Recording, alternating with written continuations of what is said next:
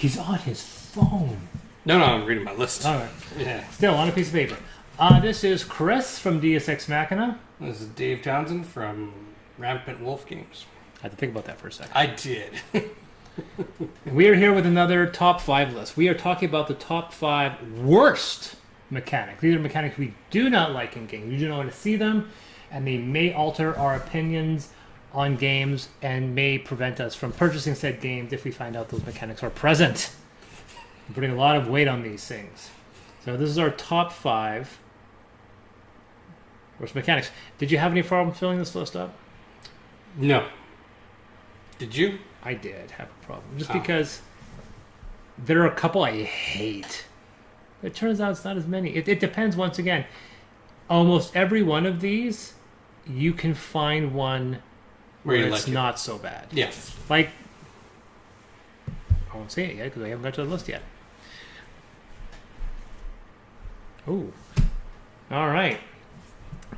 So this is starting with number 5. Number 5. Get some deep narration. Mm-hmm. Number 5.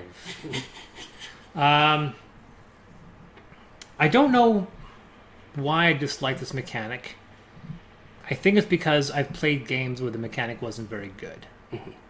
That's simultaneous action selection. Mm-hmm. Now, I'm not talking about the cooperative version of this in something like Robinson Crusoe, where there's no turn, everyone's going off at the same time. No, instead, I am more concerned with the ones where everyone grabs the card, selects the card, reveals the card, and based purely on a little bit of luck. I mean, if you remember what everyone's cards are that they've played already, they can draw a card, reveal the card, and then, oh, your card dismisses my card, right? Now, oddly enough, this, once again, a better example of this is Grimslingers, which is a game which very much has it. In the competitive version of this game, which is where simultaneous action selection comes into play, it's a really bad game. Mm-hmm. The cooperative version, which doesn't really need simultaneous action selection because players are cooperative, it's not a big deal. But the whole simultaneous action selection, of course, it's designed to have a player knock out another player and basically have turn elimination. And turn elimination is the one of the worst. It's actually not on my list because it's a side effect. Mm-hmm.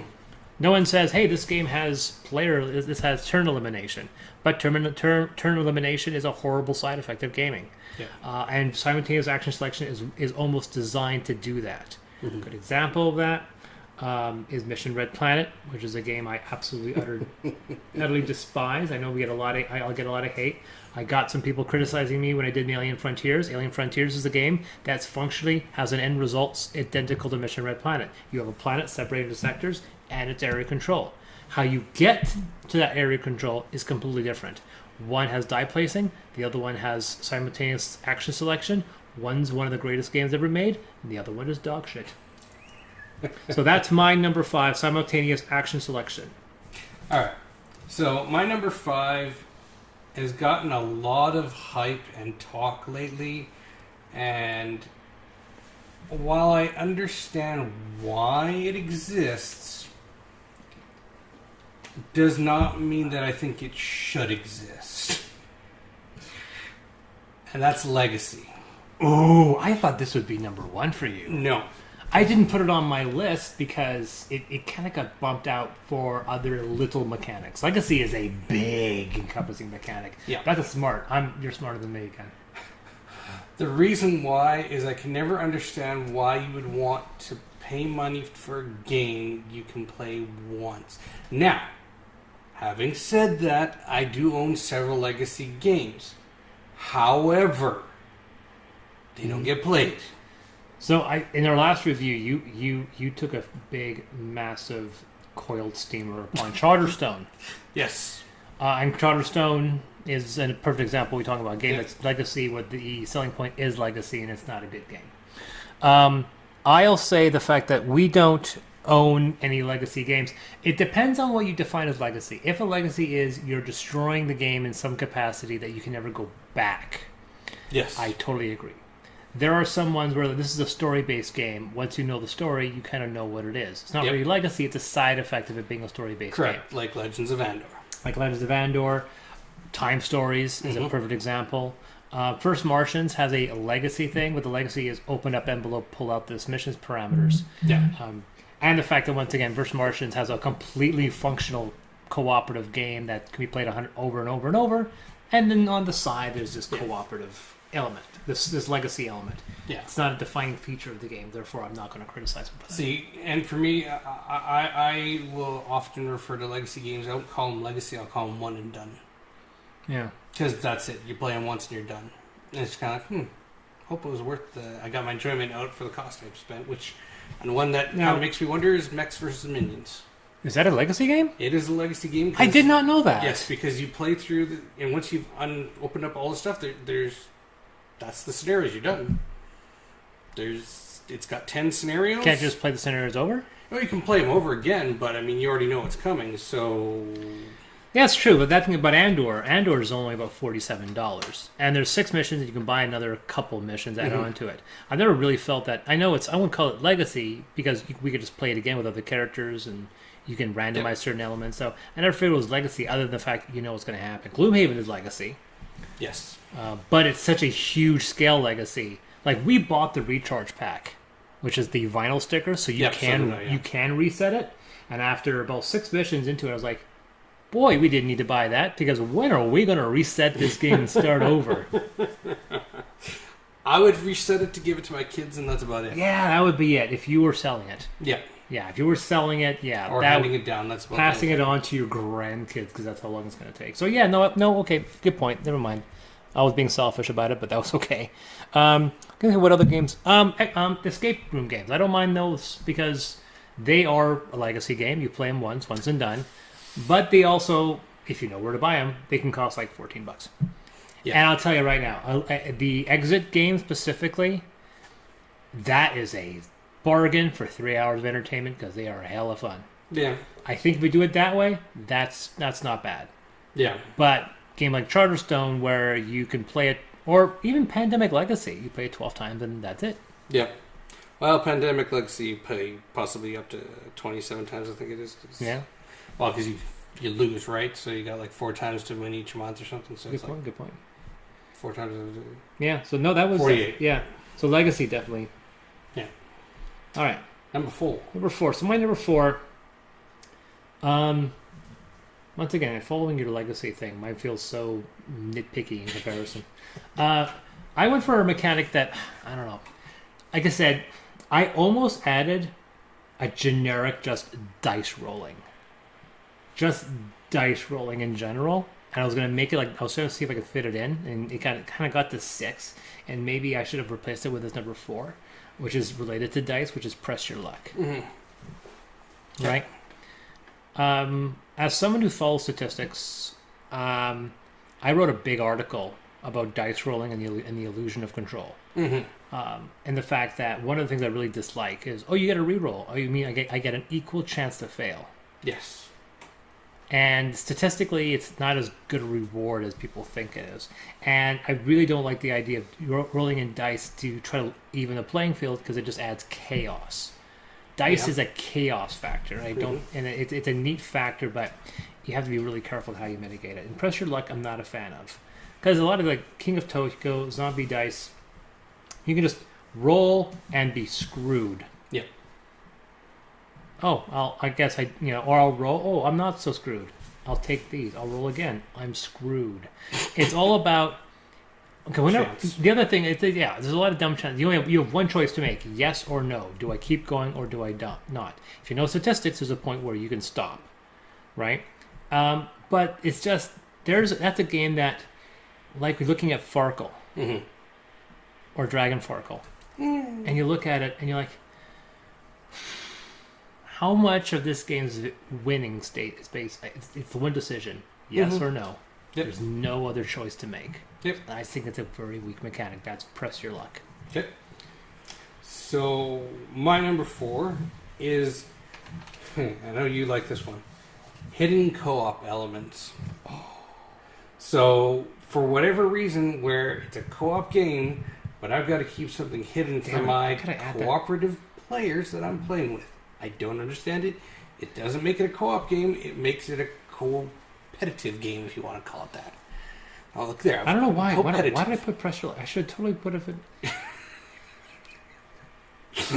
No, the thing is that I think if it wasn't for the fact that I hated these three so much, that would be like almost number one. It goes. That's such a big deal for me. Mm-hmm. Any game that has hidden cards in a cooperative game, I always try to find their justification for it. Mm-hmm. And they can never justify it other than the fact that if you have open cooperation, the game becomes too easy. And my answer is that if your game is too easy and you have to conceal cards to do it, you made a bad game. You should design your game differently so we don't. And a good example was just last week when we played Time Stories. Mm-hmm. Time Stories has that very same rule that we see in Gloomhaven in the first edition of Pandemic, and I always thought it was ironic that the later editions took that out.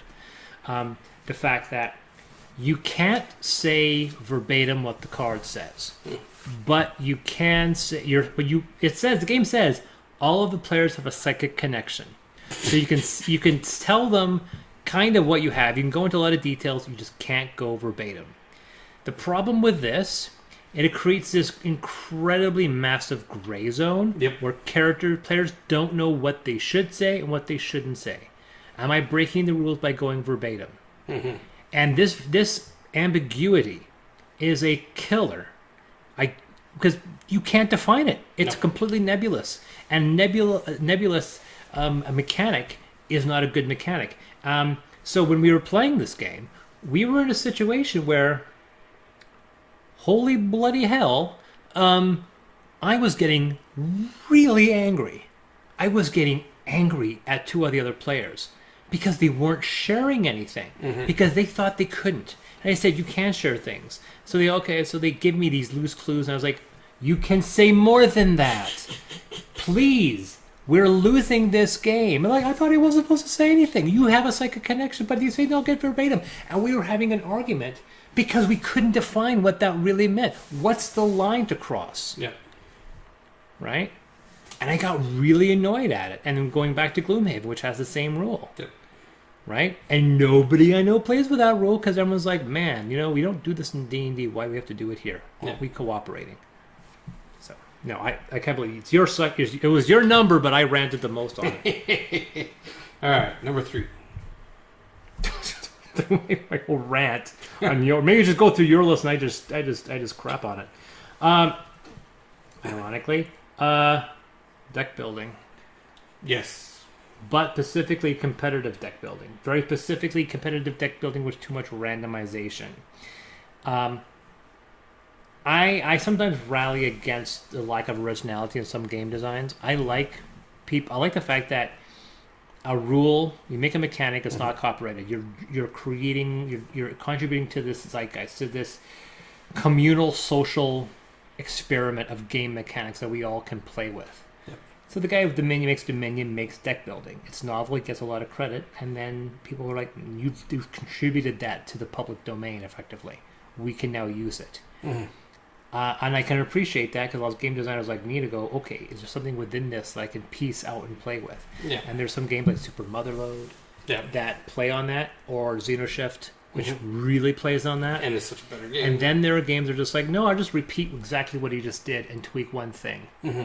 And one of the worst tweaks out there is when they take the fixed stacks and made it to a random floating flop of 5 that constantly shift over depending on what you buy. Mm-hmm. And as you add in more randomization, you create more random variables, and at that point, it doesn't become... you might as well just roll craps and see who rolls highest, because at that point, that's basically what it is. You have very few decisions to make. You have a flop of 5, you have your allotment, and the worst example of that was Harry Potter Legend of Hogwarts, which was a really enjoyable game until you got to the later missions, and then with the new monster expansion, when there's 1, 2, 3, 6 variables on each turn that you have to mess with, and you only have one decision to make. Which card am I going to get? And how am I going to play these in this order? And they've added more and more crazy things that can detriment you. There have been games of Hogwarts where the first round, 2 characters got knocked out. Like in one turn, Nothing. We had no control. That random variable cooked off with this random variable, cooked off with this random variable, and everyone lost 10 health. No. Like, oh, that was a fun game. So deck building is a really nice idea. Just like an engine builder, you have a really wonderful mechanic, but you have to mitigate the amount of randomization in this game to make it work. Otherwise, you're just creating just a mess of chaos. No. Perhaps. I know you don't agree with that. Considering you just said deck building was one of your favorite mechanics, and I say deck building is good when, like if it's competitive, do Super Moto Load. If it's cooperative, you can get away with it because cooperative game has a lot more tolerant for more random variables. Cooperative games can have 3 or 4 more random variables. Competitive games shouldn't have very many at all, right? Either have the random variable be the establishment of the setting, the scenario of the game where the resources are randomized. But the randomness of that of the river, the cards and the flop in the center gives it so that it's not always just going to be the person who knows the game the best who wins. And that's my problem with Dominion.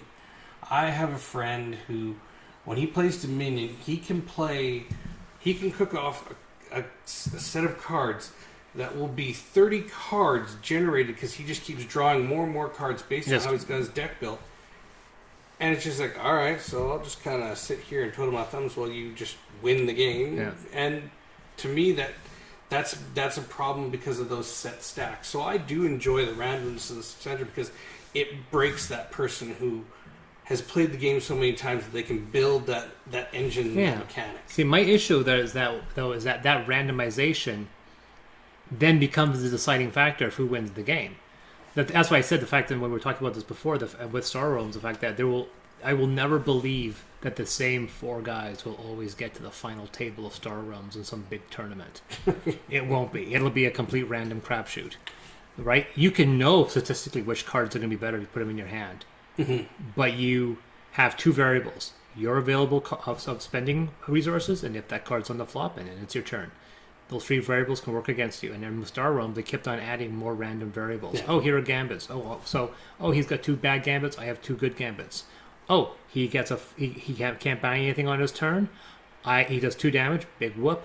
I have 5 cards plus 2. I just got a 7 card. The game is over. Yeah. It doesn't even matter if I know statistically if that card's better. Mm-hmm. There are certain just natural advantages. The moment you go above a 4 card cost in Star Realms, the cards get crazy. Yeah. I play against the AI in Ascension, and the AI in Ascension, I beat the AI in Ascension 90% of the time because it's too dumb to know certain cards are killer combos. Mm-hmm. It is designed to try to kill monsters as soon as possible. And if you go in with the idea of making your deck worth more, you will beat the AI every single time. Yeah. And because it's all about card milling, getting rid of the crappy cards and just creating an engine. So I've done that. There's actually a combo in Ascension where I just literally every turn my entire deck comes out. Yeah. But yeah, so yeah, no, I totally. So for me, deck building, competitive, and examples I gave were games like Star Realms, cooperative games like Hogwarts Battle. If you're going to put that in, you got to mitigate the randomness somehow. If you don't, it just becomes a slog. Okay. For me, number 3 is, and it's very specific, is rolling at the same time your attack and defense. So games like, and this is just one for me, I hate it, it's just because a game like X-Wing or Descent. Like attack to defender rolling? Yeah, because the point... Man, you must really hate this if this is above Legacy. It's because it's such a stupid rule. I thought you really hated Legacy. Well, I do, but it's stupid that they put it in the rule book that you roll at the same time because no one ever rolls at the same time. So this is a nitpicky one for me. This is very nitpicky. This is shocking. This is a very nitpicky one. Because it's like, okay, we're all supposed to roll at the same time. It's like, invariably, always the attacker's like, roll. It's like, oh, okay, well, even Jabbar rolling the defense because I missed. So then why are we even bothering with defense roll? I get it, but I find it to be a waste of it's like that part where in the rule book in every game always says, put the game board in the center of the table. Okay. I thank you, Obi-Wan, for telling me. Yeah, it's just like, where... I thought I'd put it over there, because, I want to play the game here, but over there. So that's my, like I said, nitpicky. I'm going to make sure when I write my rules for my game, I'm going to say, put the game board in the center of the board. Actually, I'm going to say, place the board 3 inches off center to the center of the board. You're like, oh, God, I got to get a tape measure? What does this mean? And then, like, there's no reason for it. I was just being facetious. All right. Number 2. Number 2. This is interesting because this was on your top 5 best mechanics. Trader mechanic. You are correct, 100%. It is Trader Mechanic. Betrayal at House of Haunted Hill, Shadows over Camelot. Here's the thing. I like the idea of hidden movement or 1 against 4. Right? There's like we know who there's no traitor. There is some guy who's against us. I like those because it's a play on the DM, or the DM could finally acknowledge that he's trying to kill the players. Yeah. I actually can appreciate that, despite the fact that when I ran games, players very seldom died. I like the idea of a game where it's a traitor mechanic, where the traitor is working against you, then must reveal himself at a certain point, and then makes the game more difficult. My issue with those games is the game's already difficult. The traitor mechanic pushes it over, is designed to push it over the edge. And every time I see a playthrough, it's always the mechanic comes out and he pushes you over the edge. And a good example was Tabletop. Every game of Tabletop with the traitor mechanic, the traitor always won. I watched those episodes. Yeah. There was not a single example. Either Will Wheaton was the traitor, like in Dead of Winter, and he won. And he even says himself, he feels bad winning those games. So the traitor also has to be a situation where, do you want to be the traitor? Do you want to destroy these games as a victory for yourself? It's a mechanic designed for trolls. But I don't know, because we played Shadows of Camelot the other night, and you can't say the person who was the traitor was a troll. She she wasn't. Well, but I'm she thinking was very helpful. Right up at the end, they're just kind of she was. It was a brilliant maneuver. It was. She was brilliant. She paid it. She did not reveal it. She waited until it was near the end. That's how you do it. Yeah. But the point was, we were close to losing the game anyway. She could have just played her time and go, "Oh, I'm the traitor." Just like, yeah. It was like, she was the Spartans, and we were the person. She was just like, whoop, into the ocean. Yeah, it was a brilliant play on her part, and I was a bit flabbergasted. But it robs us of that cooperative victory. Like, and that's one of those things. The fact that I know, like, I paid into who goes there, and if we get the chance to play it, it's gonna be such a grind thing. Nicole's gonna hate the game. Because she's going to dislike, she's going to be the alien and she's going to not want to be it. Jen's going to be the alien and she's going to take way too much pride and she's going to find a way to infect her husband somehow. And then they'll find a way to get on the boat, kind of thing. Yep. And I'm just going to be like, this is going to suck. And then, of course, we're all going to be the thing, and then we're going to somehow lose the game because the game doesn't understand. Could not figure out a way to make the game work. But it's going to be an interesting thing, but for me, it's one of those things where the game has to be like, I feel like a betrayal mechanic, the game should be easier. Like, you're like, man, this is going to be easy. Somebody's going to do something stupid. Yeah. Or to do something, like, think about Dead of Winter. The saboteur can screw the game over without revealing he's screwing the game over. Yeah. And Betrayal, Camelot, it's kind of difficult. Like, you can do things that are suspicious. The moment you do something that feels illogical, they start suspecting you. But at Dead of Winter, you don't have to. Nobody knows who's screwing the party up. Yeah. I like that. Well, that's like the thing, Infection at Outpost 31. You don't know. Yeah. And one time it was so bad, we were playing a game, I was able to throw off suspicion for myself and the other person who was the thing, Yeah. and everybody else thought it was somebody else. Right. We were able to throw it off completely. So that's why I don't mind Tree Mechanic. Yeah. See, for me, I think it's one of those things where I think the games are difficult enough. They put these betrayal mechanics so they can get that reputation of being hard to beat because of the betrayal mechanic. If your game is hard and the betrayal mechanic knocks you over the edge, I'm not interested. If it's a game that's like, wow, this is easy, when is that person going to jump up? Because Dead of Winter is not a hard game when you take the betrayal mechanic out. And I'm actually curious to see if who goes there, if you just literally took that Red Infection deck out and just let Paranoia sit without telling anyone, would the game be beatable? And if the game is beatable, well then, if the game is easy, then I can see why the alien would be in there. But there are other reasons why we're talking about who goes there a lot, because literally we just got it over there. But yeah, so I think the trader mechanic a lot of times is just not needed. And I tell you, and if there's a game where it's optional, we don't play with it. All right. So this is my number 2. Number 2. So this one is very specific to a certain game. Altering rolled dice with abilities. Wait, what? Altering rolled dice with abilities. So you roll a combination of dice, and you get an ability, and someone's like, haha, I've got an ability that's going to change and make you re-roll a dice. And there's a game that does it, and I hate it when it happens, and it's dice thrown. I love the game, but there's one thing, it's called your ultimate ability, and you have to roll your 5 dice, and if you get all the matching numbers to like the 6, I believe it is, or it's the certain symbol, you get to cook off your ultimate ability, and it's just like phenomenal. But someone's going to have that card that says, nope, you got to re-roll one of your dice, and it's just like, seriously? That can almost be expanded to be just take that mechanics. Yeah. Because Nicole, like, we played Arcane Academy, and we were loving the game for the first 5 minutes until she found out that the game is populated with tons of take that mechanic. And some people have accused me of being salty in some game. I mean, I had a game with Super Mother Love where I found out Nicole and I were going for the same strategy, and I got really angry because I knew that there was a chance that we were going to be fighting each other for it, and I didn't want to do that. Yeah. And I got a little salty. And then we were playing yesterday in Arcane Academy, and we found out there was some take that mechanics. She's like, "Oh crap, I didn't know that," because she doesn't like it. She hates take that mechanics. And of course, being the cheese master that I am, the first thing I started doing is that I was like, "Well, I can buy these artifacts that'll do a take that," so I will. And because I don't like the mechanic, but if it's there, I'm going to use it. Yeah. So I literally robbed her 2 rounds in a row of doing anything, because I was like, "Oh, I'm going to do this. I'm going to do it again." She's like. And she was getting angry because her entire strategy was building up enough resources to cook off this one spell.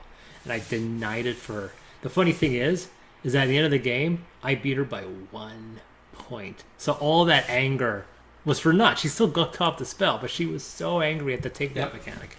Well, and that's the thing, but a lot of games give you the ability to do that. Because, I mean, one game I was playing was Ticket to Ride. And I just was not invested in the game that night. And it was just like, okay, well, I can buy a lot of those one train connections that will foul up everybody else's route. And I'll just put my one train here. I'll put my one train here. I'll put my one train here. And everybody's like, seriously? We're just like, well, that's legit. I can do that. Sabotage. So so your idea, like I said, I was kidding you with the generic thing, but you're talking about specifically a mechanic where you're about to cook off something and somebody can interrupt you and prevent you from doing that. Yeah. I was going more vague and say I don't like any mechanic that allows someone to do that, regardless of what mechanic, whether it be dice or cards or what have you. I mean, what the hell is magic with except one big troll? Oh, interrupt! You can't do that. Yeah, exactly.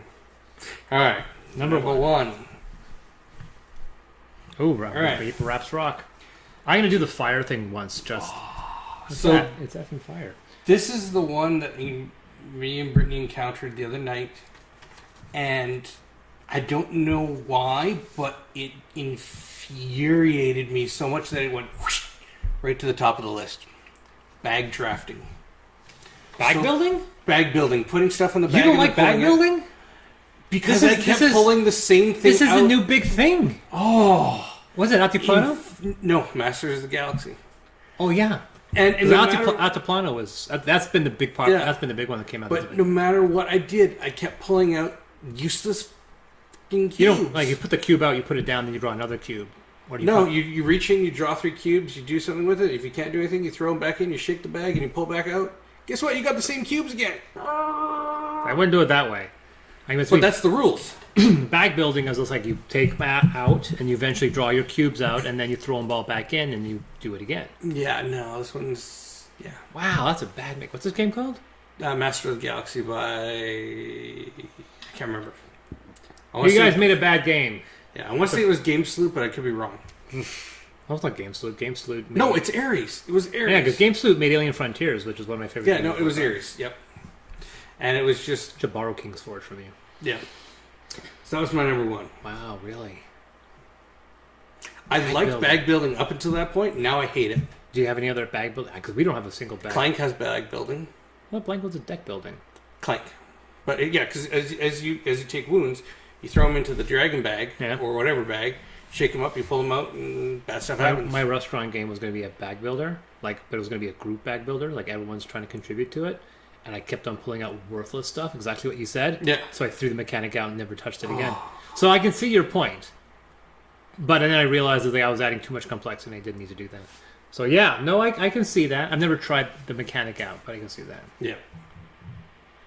My number one is such a bad idea. There's no place for it in any game, and no one can justify it any other way. Like literally, the moment you start justifying it, I'm like, stop. It's almost like I'm not a racist, but stop. Just stop. You're just gonna dig yourself a hole. Like whenever you make an argument that is without reproach, you're like, wait, no, there's a no, stop it. You're about to make a fool of yourself. Don't do it. And that is player elimination. Any game where a player is eliminated from the game is never a game you should play. And if it's a 2-player game, 1 player eliminated, that's the end of the game. But a 3-player elimination, how long will that game run? Is it a 15-minute game? Is it a 20-minute game? I would say that unless it's a 5-minute game. I mean, I actually own a few of these. I mean, what is it? The magic, the really goofy magic game where you're letting out spells. People are attacking other people. So there's a moment where there's a player elimination. Mm-hmm. I can tolerate that purely because the game is so entertaining for other people to watch as a cursory. But there's some games where if you're not actively involved, it's boring. Mm-hmm. Cooperative games generally have the shared rule that no, if you're eliminated, everybody loses. Or, oh no, you're out, but you're not. Like in Time Stories, you're out, you'll be back in 5, you'll be back in 6 time segments. So you're not going to be out, you'll be back. Or, oh, that person's out, no, that character's eliminated, you are now Chris version 2. Or some other guy representing you. Some mechanic to get you back in the game. Any game that says, no, that player's eliminated, he can just sit on a chair and watch. But see, player elimination can have its place. See, no, yes, wait. Because if one player is eliminated, everybody loses. That has its place because that forces you to be a team. No. If a player loses, everybody loses. That's fine. Yeah, that's still player elimination. No, that's end game. Now, the end game, I'm talking about a game where there's player elimination and then the game continues, and that player has to sit out the rest of the game. True. That's bad. And oddly enough, we are once again bringing up Who Goes There, which is probably the most egregious example I've ever seen, although you said it happened to you, but it didn't really happen to you. If it's a 3-hour game and you have player elimination, that's bad. Yeah. I'll also even extend this as player elimination as being the fact that if it's a game where you are effectively unlimited, where you have no capacity to catch. If it's a competitive game with no catch-up mechanic, Lost Legends, which is a game that oddly enough has been homebrewed to get better, if you get knocked out of a turn, you're done. So I will even extend that to games where you are effectively eliminated because you cannot catch up. Anything like that. I know people go, well, no, it gotta be victory. People hate catch-up mechanics in racing games, but in board games, there's a place for it. Yeah. Okay, so that you've done yours? Yep. I've done mine. So my worst mechanics: 5, simultaneous action selection, like Mission Red Planner or Seven Wonders. Press your luck, like Zombie Dice, King of Tokyo, or Bang. Deck builders, competitive ones, specifically like Star Realms. Traitor mechanic, Betrayal of House on the Hill, Shadows over Camelot. 1, player elimination, like you see in Risk, Love Letter, or King of Tokyo. And now, Who Goes There? So my top 5 are number 5 is Legacy, fill in the blank.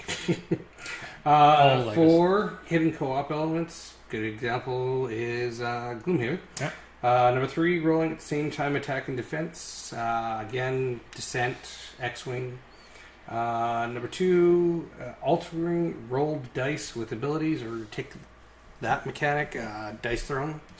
And number 1, bag drafting. Unfortunately, Master of the real. Galaxy just got it. Pull. Boy. Interesting pull.